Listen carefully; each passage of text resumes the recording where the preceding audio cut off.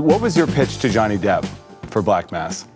He reached out to me after my second film, Out of the Furnace, and said, I really want to make a searing drama. And I hear that you're shaping and considering Black Mass. And I said, I am. And he said, well, let's discuss this, because I have been rumored to have been a part of this film, but come to find out he wasn't attached to it. But I said to Johnny, I said, you know, Johnny, you typically play very likable characters in all of your films, and we empathize with them. And I've never really seen the kind of danger in your work that I want to see in Whitey Bulger. And after many conversations and discussions about our pasts and how we might be able to really effectively approach this part in a way that, because I like casting actors in ways you've never seen them before. And that was the challenge here. We agreed that we were making the same film. And I said to Johnny, I said, you know, most gangster pictures truly romanticize and glorify these gangsters, and I want to do just the opposite. In fact, we aren't making a gangster picture because I, with great trepidation, make this film because many of my favorite films and many of the best American films ever made live in this genre. But instead of making a film about criminals who just happen to be humans, we're making a film about humans who happen to be criminals.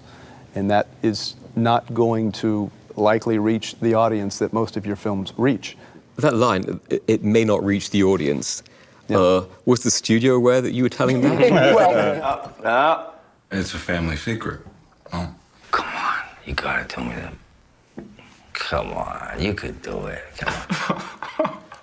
What's the family secret recipe? It's ground garlic and a little bit of soy. That's it? Yeah, that's it. That's it. I thought it was a family secret. This is the first time that I've actually worked within the studio system, and they couldn't have been more supportive in every regard. I had more money to make this film than I've ever made.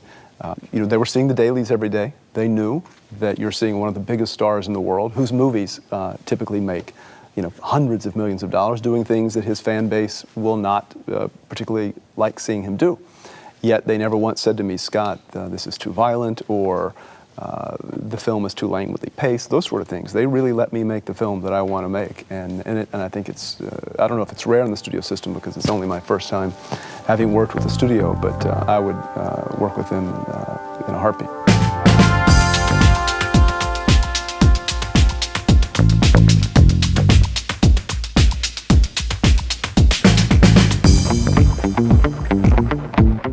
Everyone here has their own relationships with the director. How do you handle the dichotomy of responsibilities there when something you want as a director may not make sense as a producer? For me, it really goes hand in hand in terms of working with scheduling, budgeting, locations, and then having written it also helps because, as Simon mentioned, in terms of just having your vision realized from the infancy of that very first stage all the way through release is really the only way that I know how to work, for better, for worse. But I would say, though, to the question about telling your earlier self, your younger self, would be to care less about what others think. As we all know, making films and directing them and producing them, you must grow a thick skin, because if you're making films, as Francis Coppola would say, that everybody loves, then it's likely not very good.